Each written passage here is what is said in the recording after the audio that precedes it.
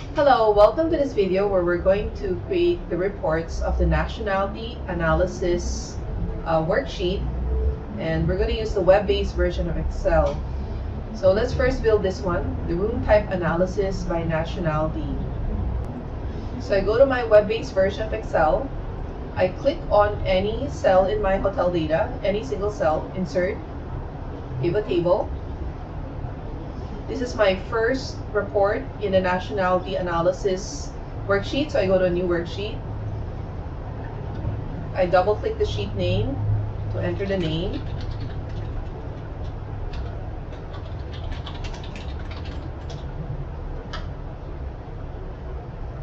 So I select room type as my row label, and then room nights, total amount, and amount after discount. And you already know how to change the column names here, so I'm not going to go into that. Maybe we'll format this. So the new thing in this report is we have a filter over here. There's a filter. For the filter, we put the nationality in there. So I click and hold on the name of nationality and drag it here.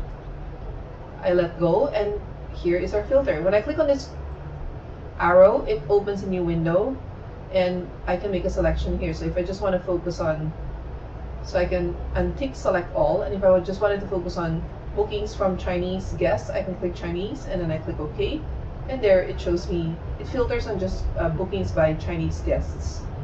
And I can select another nationality, so I can look at Americans.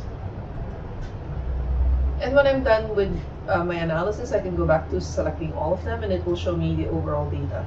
So that's the first report. The second report is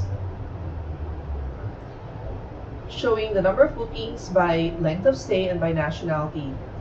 And for length of stay, we have added this new column here, which labels each booking according to the length of stay. Again, we did this because the web-based version of Excel doesn't allow us to group on the record label, so we had to do the calculation ahead of time. So I go to my hotel data, click on any single cell in my data range, insert, pivot table. Now this time I go to an existing worksheet, because location, my worksheet's already here, nationality analysis. I click a few rows below my earlier pivot table so they don't collide with each other, and I click OK. So this time I use my length of stay group as my label here, so it shows up here, and then booking ID. And for the booking ID, I set my value field settings to summarize by count instead of sum, so it doesn't add my booking numbers. Column, I need the nationality, so I'll just click on the name, nationality, hold, and drag it to the columns. And so here's my second report. And on the web-based version of Excel, I have not found a way to remove the filters on the row and column labels. So for now, we'll have to keep them here. But for the count of booking ID here, we can rename this so it changes the number of bookings.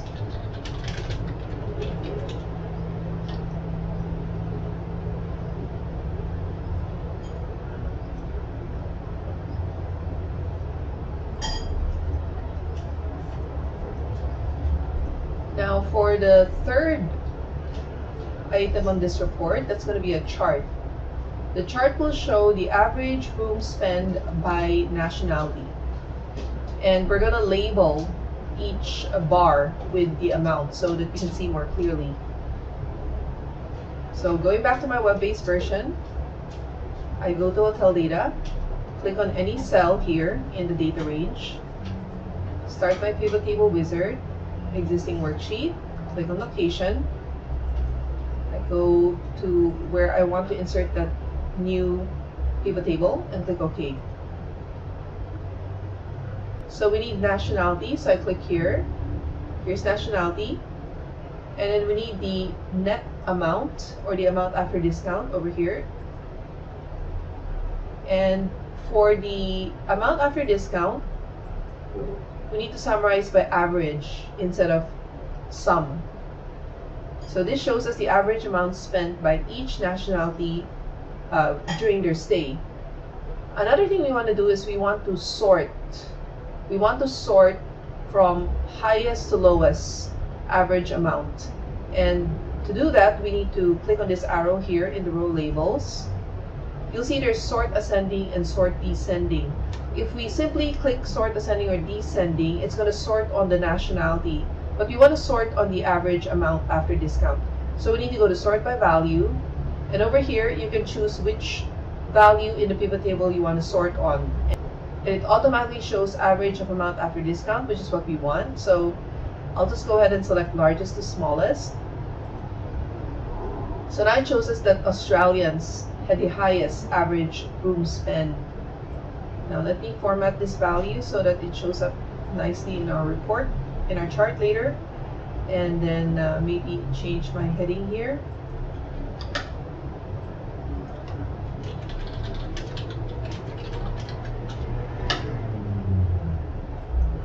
So now I click on any cell on this pivot table report and I build my chart based on it. So insert.